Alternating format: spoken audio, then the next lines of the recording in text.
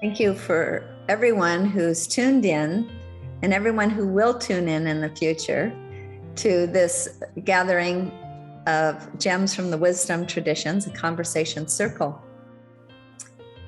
As it turns out, when I was considering with friends what would be the best way to approach our topic for the week, which is deep viewing, deep listening, in regard to being truly human. And what came to mind was the approach of life, approach to life of Dr. Martin Luther King, and the way that he led the nonviolent civil rights movement here in the US. Well, it so turned out that this is actually Dr. Martin Luther King Jr.'s birthday. And so we end up being extremely fortunate to have someone who will start off our conversation today, who is really an icon of the civil rights movement.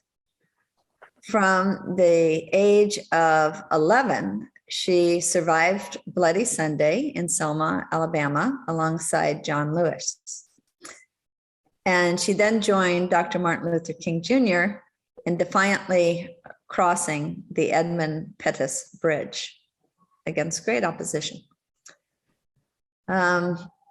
She is so renowned for her lifelong work in the field of civil rights that Barack Obama came to visit her personally twice. And the first time was during his initial campaign for presidency, which she recalls as the best day of her life when he came to visit. She's been, as I mentioned, courageously advocating civil rights, voting rights, and education for the last 4 decades. She's founded a project called the Foot Soldiers Park to build a civil rights historical site and education center for Selma for generations to come. Before she speaks, I want to ask Greg Hatton if he would please read for us a brief quote that comes from our almanac for today from Dr. Martin Luther King. Absolutely. When you come to the point that you look in the face of every man and see deep down within him what religion calls the image of God, you begin to love him. And that's from Dr. Martin Luther King Jr. And I'm very proud to welcome my auntie, Miss Joanne Bland. Thank you. First, let me say good evening. And when she was doing that introduction, I wasn't so sure who she was talking about, but she's still talking about me. Icon, people always use adjectives to describe people, and I would never use icon when relating to me. And that's for Mr. Obama's personal visit. He came to Selma because he knew that the road to the White House began here. And he doesn't mind telling you that either, because without the events that happened here in Selma, he probably would not have been in the White House at all. And I'm proud to know that Judith, and to meet you, Judith, I'm honored that you would even leave your place of love and come to help. I thank you for that. The topic tonight is about listening, and I didn't know what I was going to say to a bunch of strangers that I hope to become friends with all of you. Thought about Dr. King's speech, his I Have a Dream speech. And he would not have said, use that if that particular speech if Mahalia Jackson had not yelled at him because she sensed the crowd was getting bored. And she yelled at him, tell them about the dream, Mark. He listened. And that became one of his most famous speeches. And the words were so profound that they resonate throughout our history, throughout the years, all these years later. They're just as relevant as they were then. If he had not listened, it would have just been another obscure speech that he made. We only made Dr. King an icon after his death. And no one was really listening in. We had to have direct action. And in the paper that Greg sent me, it talks about him listening to Bayard Rustin and not and embracing nonviolence. Growing up as a kid in Selma, Alabama, doing segregation, it wasn't an easy place. Whenever I left my area of love, I faced such resistance and nastiness because of the color of my skin.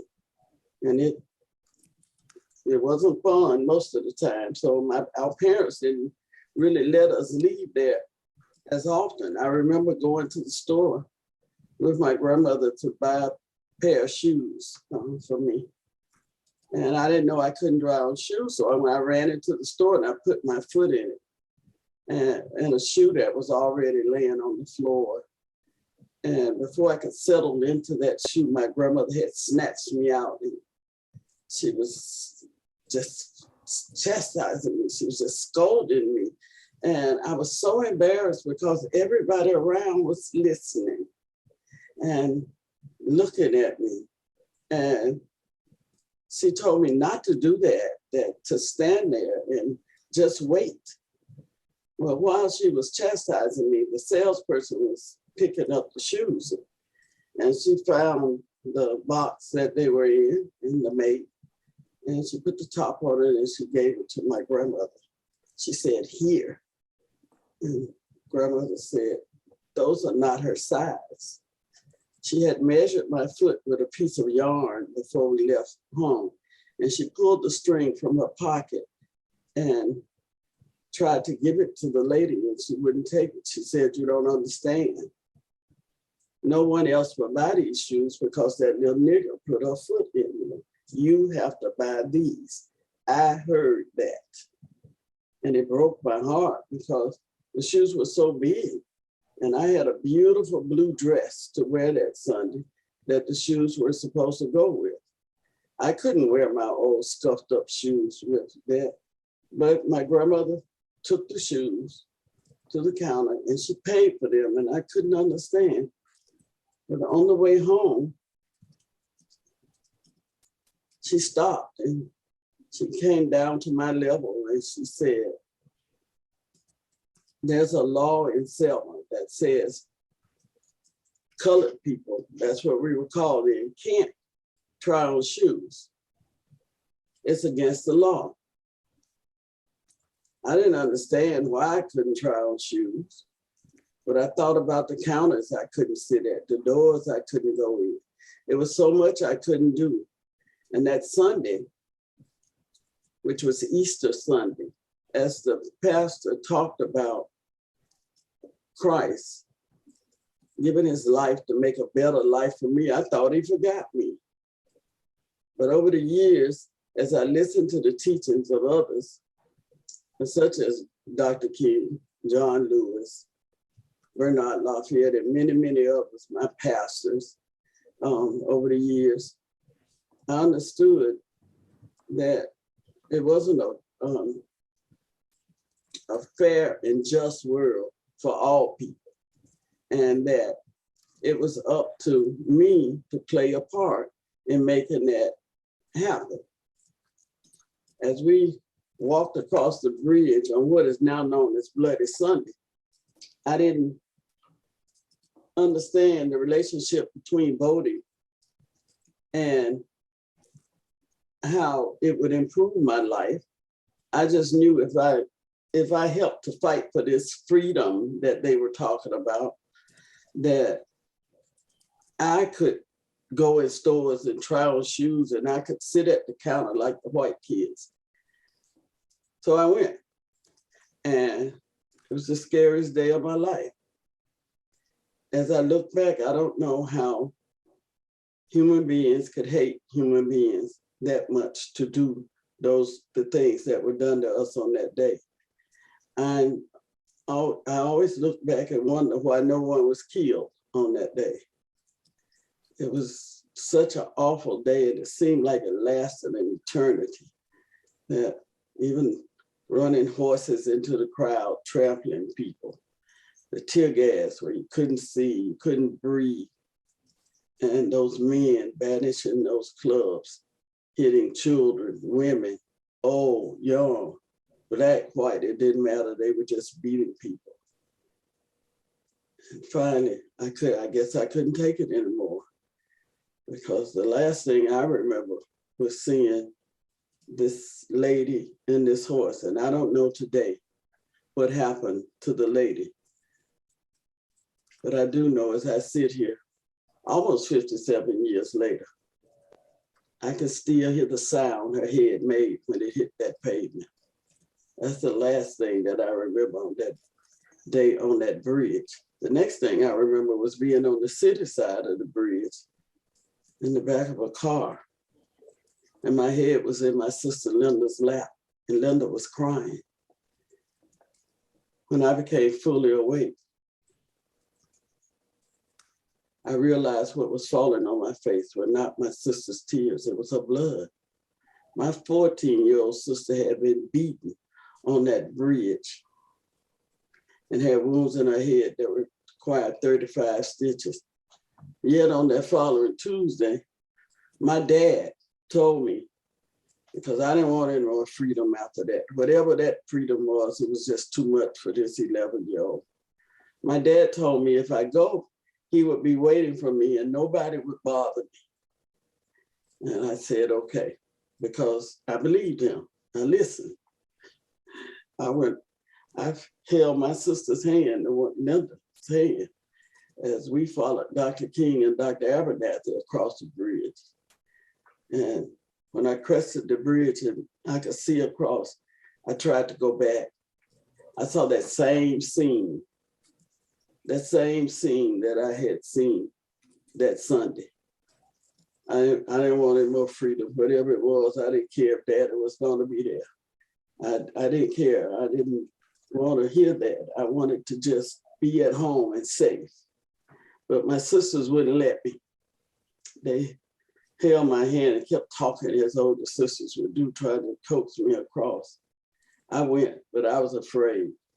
Dr. King asked permission to pass. The policeman said there would be no march between Selma and Montgomery. But this time the front went down. They did not attack. Dr. Abernathy said a prayer, and after prayer, Dr. King took us back to Brown Chapel AME Church, where he held the mass meeting. He told us he had applied for a court order that would give us the legal right to walk from Selma to Montgomery if I so wanted to, if we so wanted to. But I still didn't understand what would stop those men from doing it again. So this time I asked a lot of questions. And I listened to what people said. And I made up my mind that I was going to go. I was going to go to Montgomery. I was going to walk. I wanted to be a part of this, but they wouldn't let me. I walked across the bridge in the first 10 miles. And to tell you the truth, after walking 10 miles in shoes that were not suitable for walking, I didn't want any more freedom then either. My feet hurt. I wanted to go home. And only 300 could walk the rest of the way. But my sister Linda ended up being the youngest marcher who marched every step of the way from Selma to Montgomery. And you know, August 6th of that year, we had the Voting Rights Act was signed, and it removed those obstacles that prevented us from voting. So I guess someone was listening when people talked about it. I don't know what made Congress pass this law. I didn't understand it.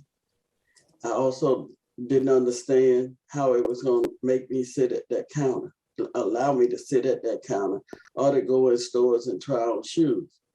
Because even though the Civil Rights Act of 1965 supposed to be got rid of segregation rather, it they gave the South time to get used to laws. And the integration of schools took from 1964 to 72 to be fully integrated here in Alabama. And I started going in stores and trying on clothes after the Voting Rights Act was signed. I guess if they kept passing laws that improved our lives, but still didn't have full citizenship. But the problem now is that that same act is under attack.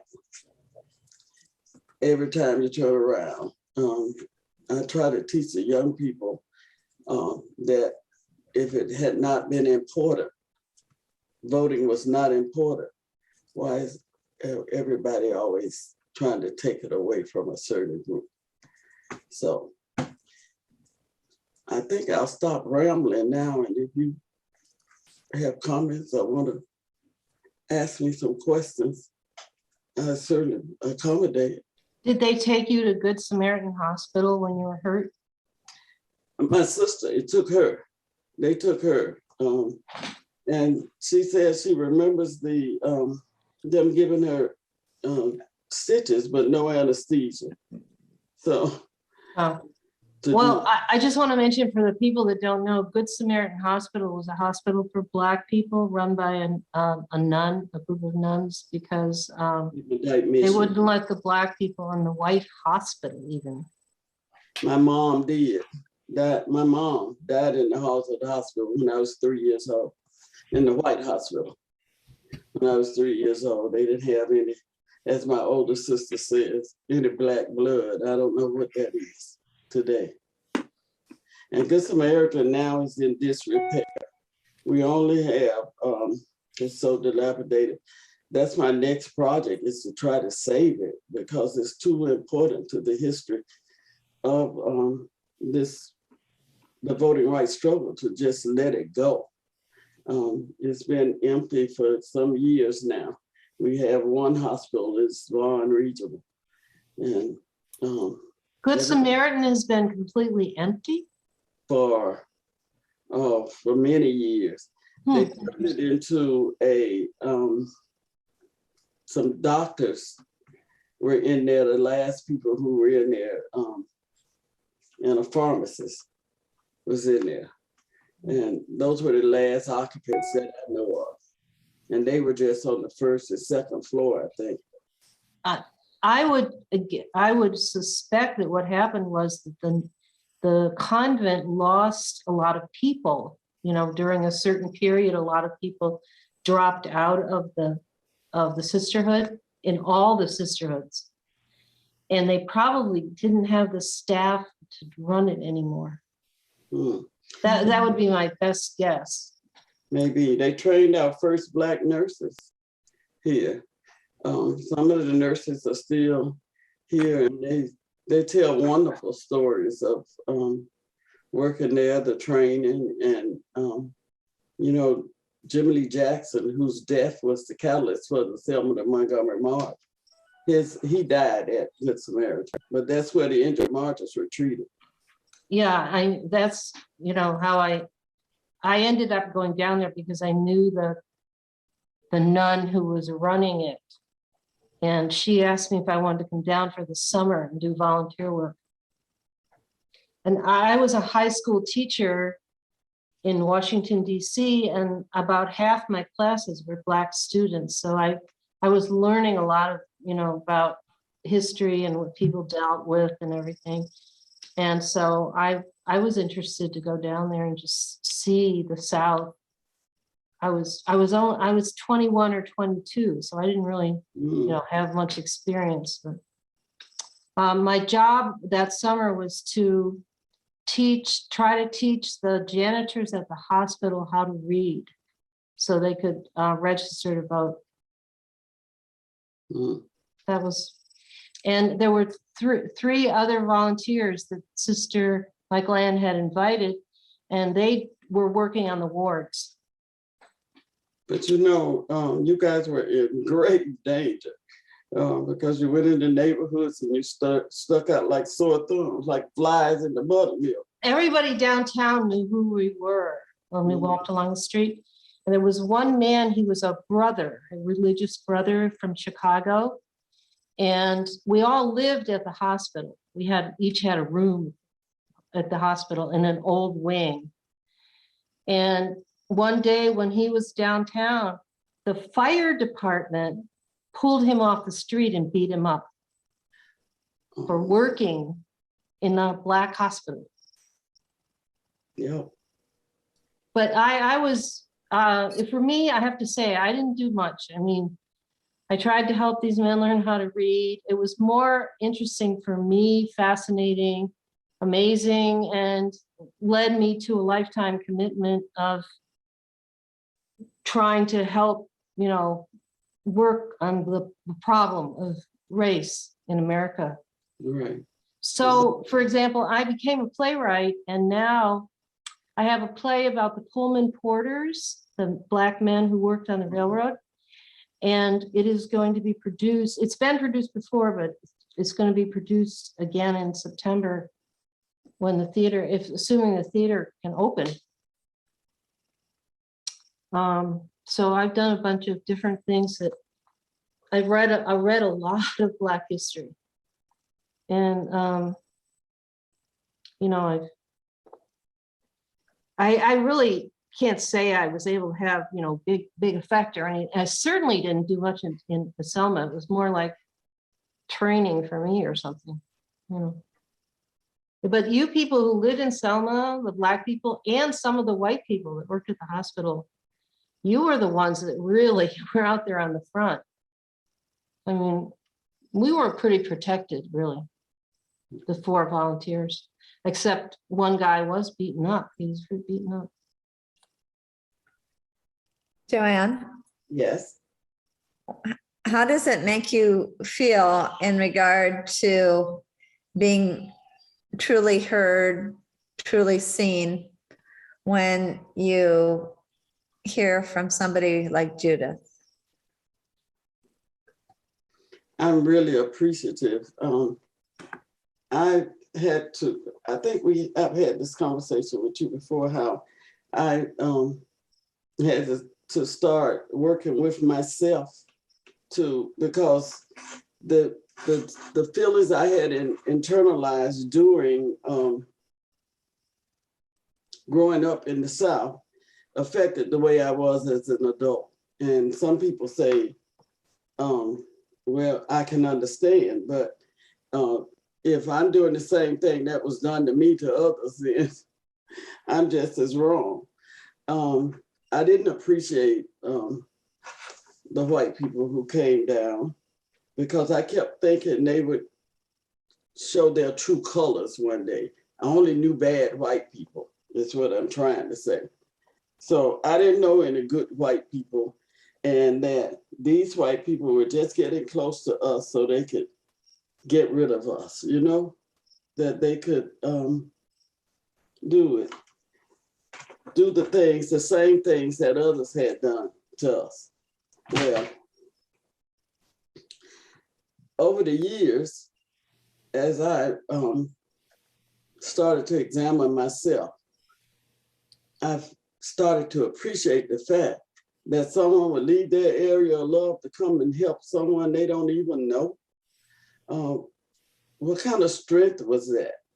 What beliefs that they had that I didn't share that would make them come to a place that they don't know anybody and talk about helping me? And actually help. Those people had to be the bravest souls, and they were to be appreciated. And I could have kicked my own self for missing out on that, for missing out on hearing those rich stories of the strong people who came. Judy says, I didn't do much. You came and you didn't have to come. I'm sure as a white person growing up in America with white privilege and all, you didn't have to even think about me. I was not in your world, especially so far away. Even though you had Black students, you didn't have to come to Selma to help me. And I've learned over the years to appreciate that and to hear those stories and feel thankful that someone cared enough to do it. Joanne, you should tell people what Brown's Chapel was. It was a very interesting place. I'm sorry, Brown Chapel is. Oh, sorry. Still there. Well, Brown Chapel AME Church is an African Methodist Episcopal church. In fact, it's the first African Methodist Episcopal church in Selma, in Alabama, period. And it became the center of the movement because of its location. The movement did not begin here in Selma at Brown Chapel, even though when you read a lot of things about this history, it seems like everything started at Brown Chapel, but it did. It started at a Baptist church here, Reverend Anderson's church, Tabernacle Baptist. But Brown Chapel is an Episcopal church, and it's governed by a bishop. Anything that deviates from the normal program within the walls of the church has to be cleared by the bishop. And when the leaders of the movement approached our then Pastor P.H. Lewis about headquartering at Brown Chapel, he had to go to the bishop. The only time in my brief history on earth that our bishop lived in Selma was here. His name was I.H. Bonner. He had to go to Bishop Bonner and ask permission, and the bishop said no. They're burning churches, bombing churches, killing children. We can't have that in our church, no. Well, the pastor left with a heavy heart, because if you know any of the history of the AME church, you know that it was founded out of protest. We used to worship with the whites in Philadelphia at the white Methodist church, and they wouldn't let us pray at the same time. We had to come to their meetings, but we couldn't pray with them. So our founder, Richard Allen, said one Sunday, he planned a protest, that they were going to all get up and walk out at prayer time. And they did. And found a building and made it our first AME church, Bethel AME, and it's still alive and well in Philadelphia. But Reverend Lewis left with a heavy heart, knowing that history, that of AME church, that a movement should be at Brown Chapel. Well, there are many stories that tell why the bishop changed his mind. I like the one about his wife. Says that she heard every word of that conversation, and when the pastor left, she told her husband she wanted to be a registered voter. He gave her the same reasons he gave Reverend Lewis for saying no. But they tell me after 2 weeks of the temperature within the walls of his house being 50 degrees colder than it was outside, he called Reverend Lewis and said, open those doors. And the movement moved to Brown Chapel. Two of the marches that so much is written about, the March on Turnaround Tuesday that was led by Dr. King and Dr. Abernathy, left from the steps of Brown Chapel. The successful march left from Brown Chapel AME Church. The March on Bloody Sunday began on the playground of George Washington Carver Homes, a housing project that Brown Chapel sits smack dab in the middle of. So. Well, they had meetings, I think it was 3 nights a week when I was there, to tell everyone what was going on with all the marches or talks or who was coming, and they would sing some songs too. And it was a way of getting all the people together, because there was no news about Black people in the newspaper at all. There was nothing about weddings, babies being born, marches, nothing. So in order to give a place for everyone to find out what was going on, you could all go, anyone who wanted could go to these meetings. And the 4 volunteers at the hospital always marched over there together to find out, you know. They were called mass meetings, and they were held at churches throughout Selma. in different parts of Selma, but a lot of the history that's written is concentrated on Brown Chapel. It was fascinating for somebody like me from the north, white person, you know, to watch everything, hear everything. But, you know, it was a totally fascinating summer. And to meet people like Joanne Bland, who, you know, put their lives on the line, it was outside my experience, put it that way. I wasn't familiar with that.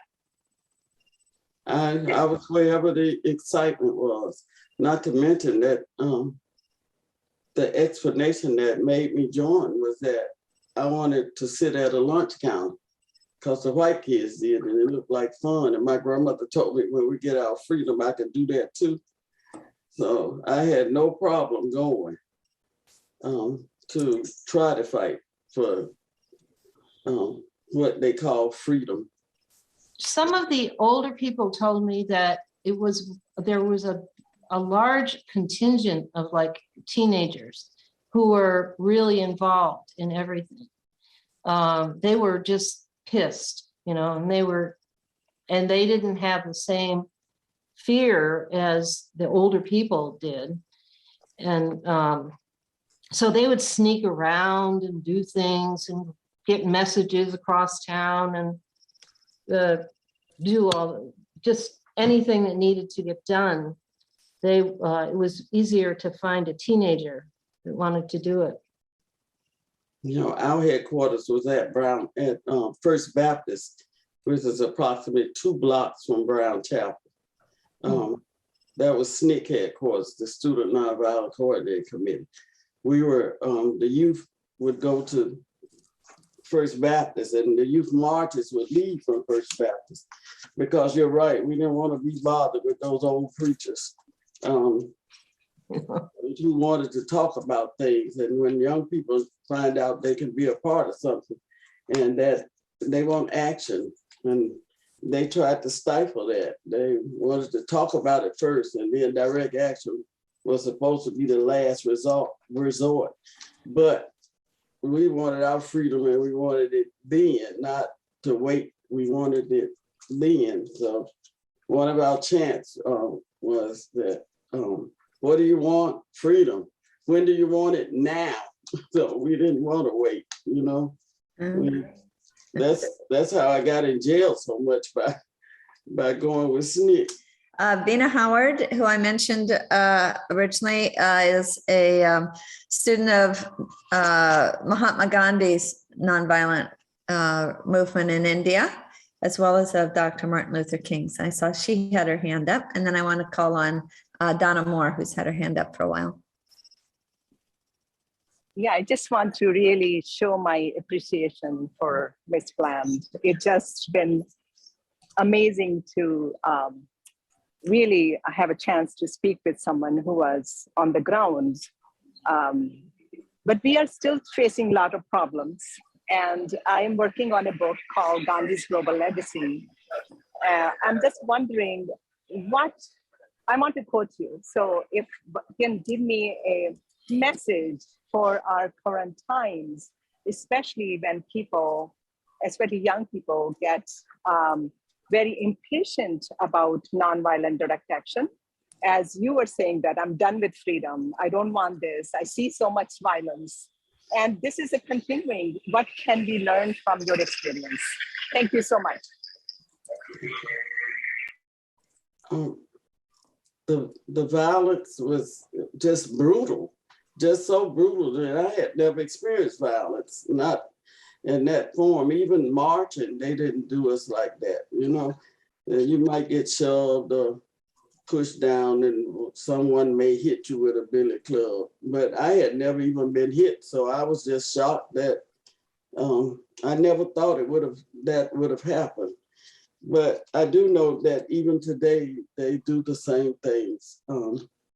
I saw a Black Lives Matter march that made me just took me back to being on that bridge that Sunday, that throwing the tear gas and they're walking into the crowd, beating people. Young people don't get easily discouraged anymore, like we did. You're right, they're impatient, and we were impatient then. And they don't have that natural fear either that we acquire as the years go by. I used to love roller coasters, but as time passed, you can never catch me near a roller coaster now, because but it's the same way. But now our children don't seem to be putting up with a lot of stuff, that we just took for granted. My dilemma is how to infuse nonviolence into the community, because a lot of poor people, not just people of color, but poor people have gotten away from the nonviolence thinking, the nonviolent training. They've just gotten away from it. For years, we tried to teach, and I think Freya could attest to this, that we've been trying to teach conflict resolution for the last 50 years, and we still have so much violence in the communities and against each other. And I don't know how to diffuse that. It's one of my biggest regrets, but it does not stop me from still trying. And I know there are a youth out there that are doing wonderful things. I'm so proud of the things that young people have just stepped up and started to do together. And as a rainbow, not just as one color, you just see a rainbow of people out there. And that's the way it should be, because justice lovers should come in all colors. And I think our children are going to be the ones who have to find ways to get us back to where we should be. This increasing violence just worries me, and it hurts that we've come so far, yet we have so far to go. Donna? Kept raising my hand and then lowering it because every question I have you'd answer. I'm sorry. But I did have so you just mentioned one of them had to do with hope for the future, and you were just mentioning young people and certain advantages they have. Like they didn't grow up in exactly the same times and culture that you did, but they had their own unique difficulties. But I was wondering what you thought were some specific ways that everyone could help to infuse nonviolence and nonviolent training into the culture today, because it seems to me that's just so critical. Yes, it is. Here in Selma, we started a nonviolence center, at least Bernard Lafayette did, on the 50th anniversary of Bloody Sunday. He and a group started our nonviolence center here, and they do training, and students from all over the world come, but still not enough. When I don't know how to really answer your question, because if I did know, it would already be done. It would already be done, and we wouldn't have these problems. Young people ask me that all the time. What should we be doing? I don't know what you should be doing, to be honest. I do know that you should be doing something. That when you see injustice and you sit back and don't say anything, that means you're part of the problem. You're part of the problem. If you don't do anything but scream about it until somebody hears you and listens. But if I knew the exact things to tell you to do, I would have already done it. and taught it to so many others. I promise you that. I wish I could answer your question, Donna. You mentioned earlier on that kind of the turning point for you was to get a grip on yourself, to get a grip on your own attitudes that were developing because of the culture that you came out of. How does, and is that something that's really important? Oh, most definitely. You don't know how many relationships that I've acquired since I changed. Maybe I should tell you the reason, what started me to thinking about that. My son went off to college and he couldn't have a car that first year. And he came home for the first time since he left in August and I was so excited. I had taken the day off, cooked his favorite food, stocked the refrigerator, filled up the car, and just so anxious to see my child. And I got this phone call, and it's my sister, and she says that he was at her house and that he has two friends with them. And I was so hurt that my son would go to my sister's house first. And you want him to come to you first. But when he finally came home, to make a long story short, he rang the doorbell. He said he had left his key at school. He lied because after his company left, he left and he came back in the house without ringing the doorbell, okay? But I went to the door and there were two white girls standing there. And he came in and my neighbor down the street had run down to the house because my sister had called her and told me that Linda called me and she said, you better not act crazy when Antonio gets here. I said, why would I act crazy when he gone? And then I realized it was the white girls. They were afraid that I would say or do something bad. Everybody knew I was a darn fool but me, right? I thought I was perfect. But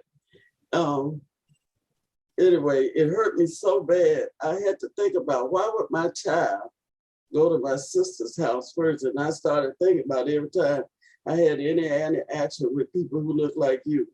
And it was negative. My son was always with me and saw me act a fool, right? So, and most of the time I could justify it, right? Why I went off on this person. And I kept thinking, I realized that, say a free acre say something and you would say the same thing and I'd eat you up. I'd bite your face off.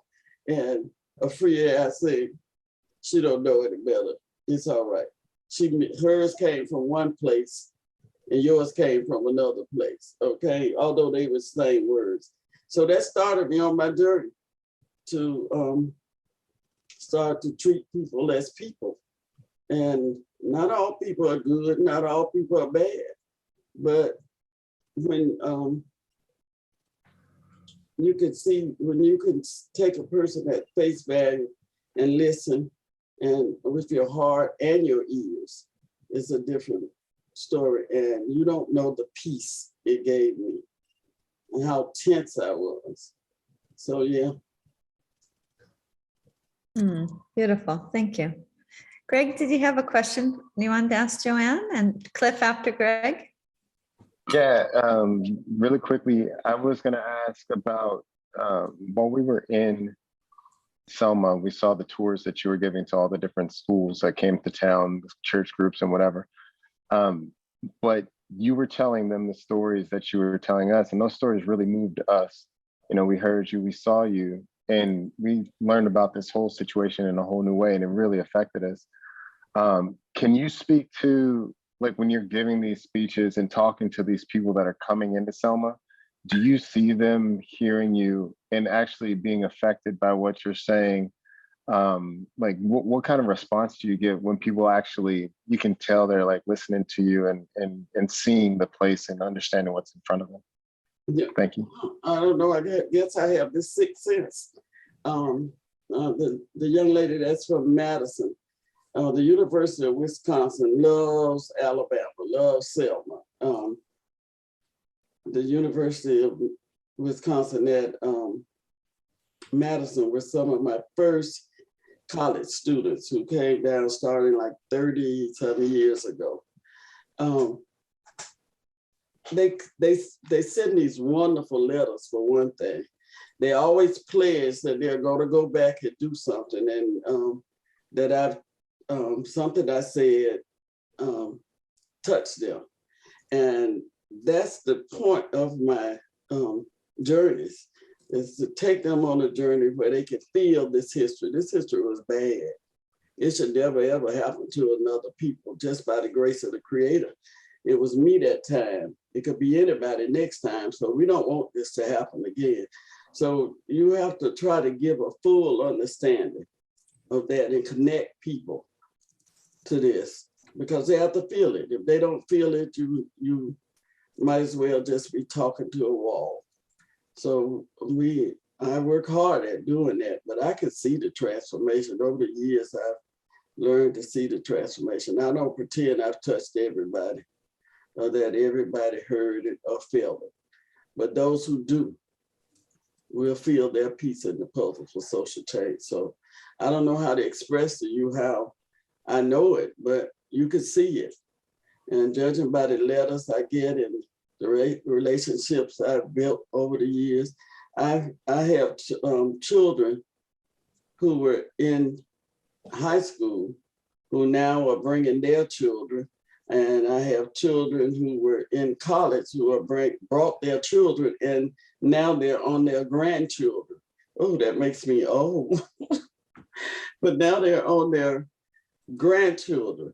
So if it was not important, why would they do that? If I didn't reach them, why are they keep coming back and bringing others and telling others about their experiences here? Because I think it's important. And well, you know, firsthand history is better than any history in this world. You know, you can read and read and read, but to hear the history from the mouths of the people who make it makes a whole it's a whole different ballgame. So the transformation is deep. And sometimes during this call, I want Afriye to tell you about the work she does here in Selma. She does the slave reenactment. It's called Soul Prints. And it's one of those experiences that no matter what you thought about slavery, when you leave her, you have a whole different view of it. So we sort of tag team. She gets us here, and I take you through the civil rights movement after we get this so-called freedom, okay? And it's possible we'll have her own talk in a couple of weeks on our week of ahimsa, choosing not to harm. Yes. So we'll see how that works. Cliff, did you want to make a comment or ask a question? Well, yeah, I have a question for Joanne. Joanne, when Greg and Sarah came back to Hawaii, they couldn't stop gushing and talking about meeting you down there in Selma. And just listening to you today and your story of your journey was so compelling. And I was thinking especially about the shoes you had to wear. It's almost as an 11-year-old girl, you were being called upon to wear bigger shoes. You had to fill big shoes. And I was thinking about the symbolic quality of the shoes in your story. Mm-hmm. And it made me think of the symbolic quality of the Edmund Pettus Bridge, in that it's named after a leader of the KKK. And I heard it might be going to be changed to the John Lewis Bridge. No. I just wondered if you could say something about that, and possibly also share any story about you and John Lewis. I'm sure you got to meet him many times. He seemed like not only such a courageous man, but such a sweet and positive person as well. He I was was. just want to say something about John Lewis and maybe the change of that bridge, the symbolic change in names for that bridge. Let me talk about the bridge first. Selma is a small rural town, and even though you would seem as though with the history that was played such an important role in U.S. history, that it would be one of these booming meccas of tourism and just da-da-da-da, but it's not. There have been efforts over the years to stifle that. And even our children, we have to teach the history to them because it's not taught in their schools. We decided that, the foot soldiers decided that we would fight the renaming of that bridge. One, because John personally told me and a few others that he didn't want that. He didn't want everybody else left out. If you name it the John Lewis Bridge, it seems like he was the only one there. And he didn't want that. And we fought it tooth and nail until it quieted down. But one of the reasons that we didn't want it changed was because you come to Selma for the Edmund Pettus Bridge. And it has been proven that when we renew and rename, new history begins and old history is forgotten. This history is too important to the fabric of this nation to be forgotten. We can't allow that. And we can't, it would seem like such a small thing to change the name of the bridge to honor John, but John would be more happy if you did some work in the community, that you helped to make some collective change. And because that's what he was about. As a kid, I didn't know John. He was one of those older guys and he was the president of SNCC. I'm a kid. I don't remember him like that. Just, he wasn't approachable. I know that when he was young.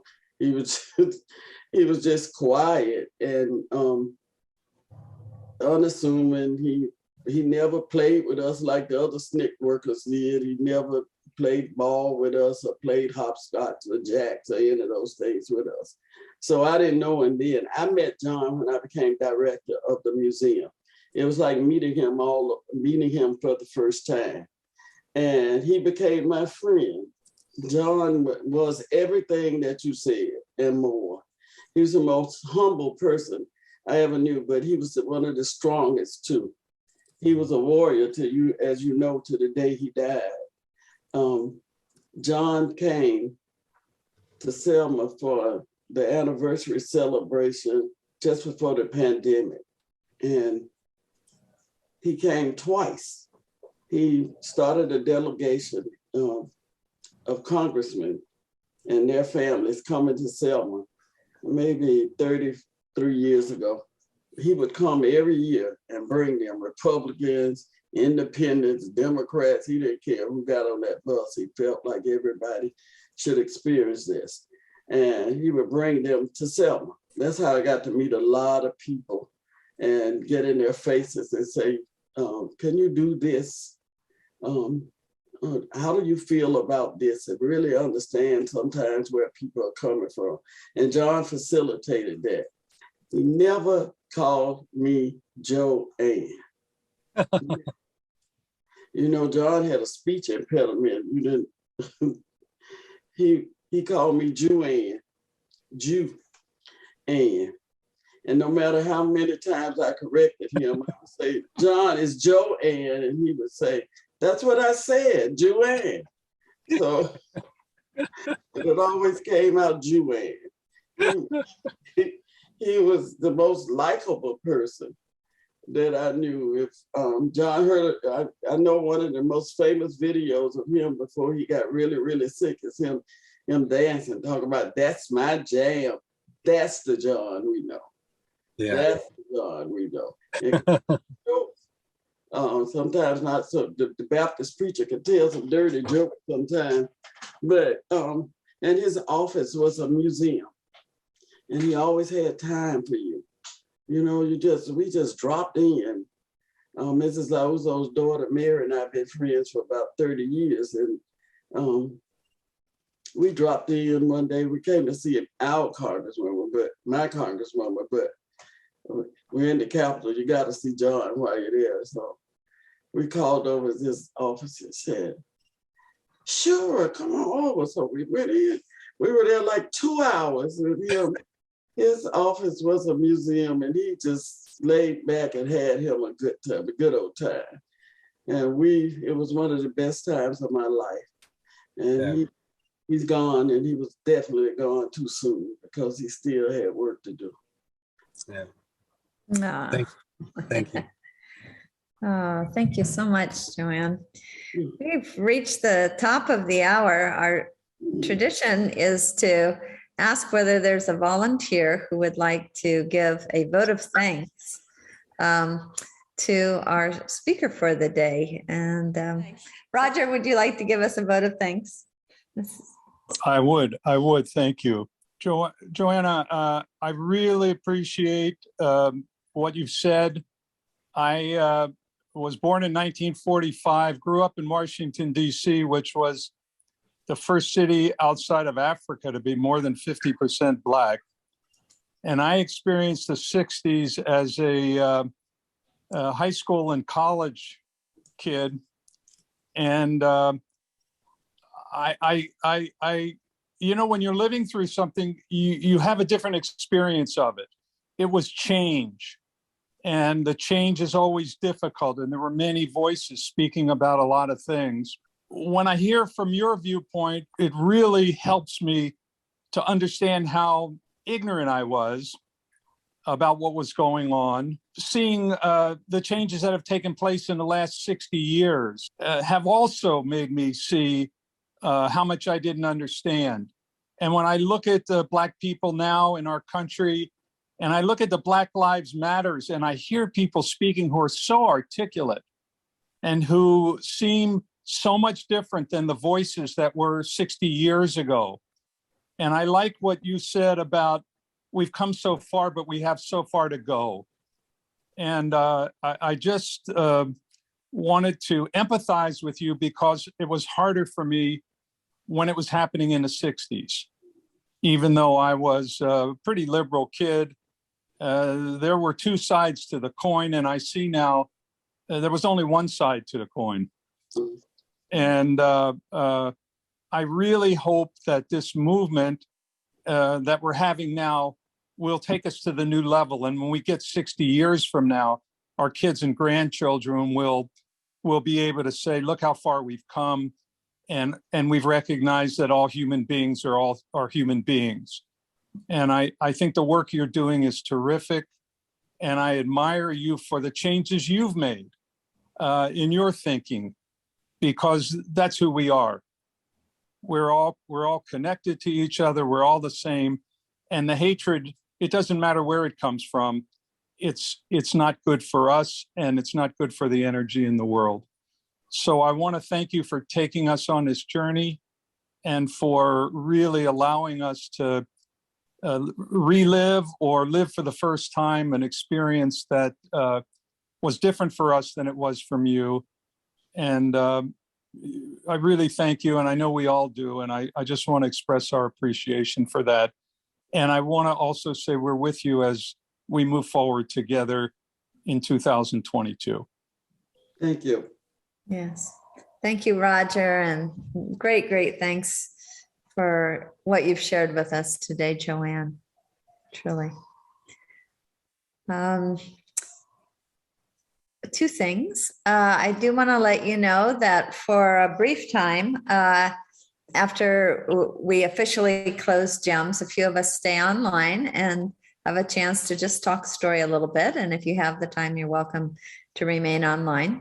So thank all of you for being here from all over the country. Wow. Just makes me feel so good to have all of you here, and so appreciative. I know all of us are. To Joanne, if you want to just put your hands up and thanks.